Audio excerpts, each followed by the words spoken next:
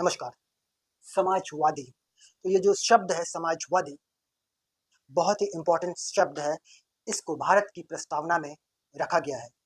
तो भारत की प्रस्तावना में, संविधान की प्रस्तावना में ये जो समाजवादी शब्द है, इसका क्या महत्व है? तो चलिए देखते हैं। नमस्कार, मैं पवन कुमार स्वागत करता हूँ अपने इस चैनल पे। और आज का हमारा टॉपिक है समाजवादी। ये जो समाजवादी शब्द है, 1976 के 42वें संविधान संशोधन अधिनियम में जोड़े जाने से पहले राज्य के नीति निर्देशक सिद्धांत में समाजवादी शब्द को जोड़ा जा चुका था। तो हमारे संविधान में जो समाजवादी शब्द है, उसका क्या तात्पर्य है, उसको स्पष्ट कर दिया गया है। कांग्रेस ने 1955 में आबादी अधिवेशन में समाज के समाजवादी रूप को स्थापित करने के लिए प्रस्ताव रखा और उसके लिए उचित कदम भी उठाए। समाज के समाजवादी रूप को स्थापित करने के लिए प्रस्ताव रखा और उसके लिए उचित कदम भी उठाए।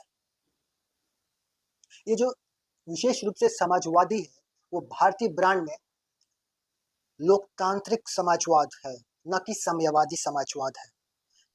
इसका मतलब क्या है? तो लोकतांत्रिक समाजवाद का अर्थ क्या है? जो भी उत्पाद होते हैं, जो भी प्रोडक्ट होते हैं, जो भी उत्पाद है, उसको वितरण करने का जो साधन है, उस पे राष्ट्रीयकरण करना और निजी संपत्ति का उन्मूलन शामिल है। तो लोकतांत्रिक समाजवाद में क्या-क्या शामिल है? राष्ट्रीयकरण। किसका राष्ट्रीयकरण?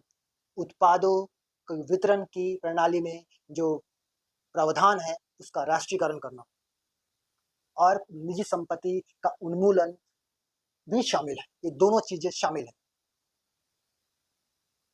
तो विशेष रूप से समाजवादी जो है, मिश्रित अर्थव्यवस्था में विश्वास रखता है। समाजवादी क्या है? मिश्रित अर्थव्यवस्था में विश्वास रखता है। इसका अर्थ क्या है? मिश्रित अर्थव्यवस्था का अर्थ क्या है? इसका अर्थ है कि निजी और सार्वजनिक इन दोनों के सह अस्तित्व के साथ कार्य करना। तो ये मिश्रित अर्थव्यवस्था है कि भाई निजी और सार्वजनिक दोनों एक साथ कार्य करें। इसलिए सुप्रीम कोर्ट ने ये आदेश दिया कि लोकतांत्रिक समाजवाद का उद्देश्य है, लोकतांत्रिक समाजवाद का उद्देश्य क्या है? गरीबी, निरक्षरता, बीमारी, सामाजिक असमानता को दूर करना। तो लोकतांत्रिक समाजवाद का उद्देश्य क्या है? सुप्रीम कोर्ट ने कहा था कि गरीबी को दूर करना, अज्ञानता को दूर करना, बीमारी को दूर करना और समाज में जो असामाजिक असमानता है, उसको दूर करना। और ये जो लोकतांत्रिक समाजवाद है, ये मार्क्सवाद और गांधीवाद दोनों का मिश्रण है और ज्यादातर गांधीवाद समाज की तरफ झुकाव रखता है।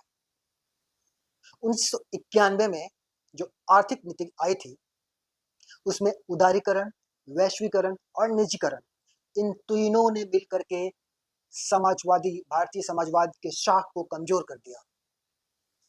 तो उदारीकरण, जिसे अंग्रेजी में कहते हैं लिबरलाइजेशन, ग्लोबलाइजेशन, प्राइवेटाइजेशन, इन तीनों ने मिलकर समाजवादी शाख को कमजोर कर दिया 1991 की आर्थिक नीति के द्वारा।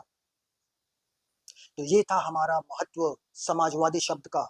समाजवादी हमारे संविधान की प्रस्तावना में इस शब्द को निहित किया गया है, इसका ये महत्व था। इस वीडियो के अगर इंग्लिश में नोट्स चाहिए तो आप इंग्लिश में ये नोट्स ले सकते हैं। और इस वीडियो के आधार पर एक प्रश्न है कि समाज के समाजवादी रूप की स्थापना किसने और कब करने का प्रस्ताव रखा? इस सवाल का जवाब कमेंट में जरूर दीजिएगा। नमस्कार।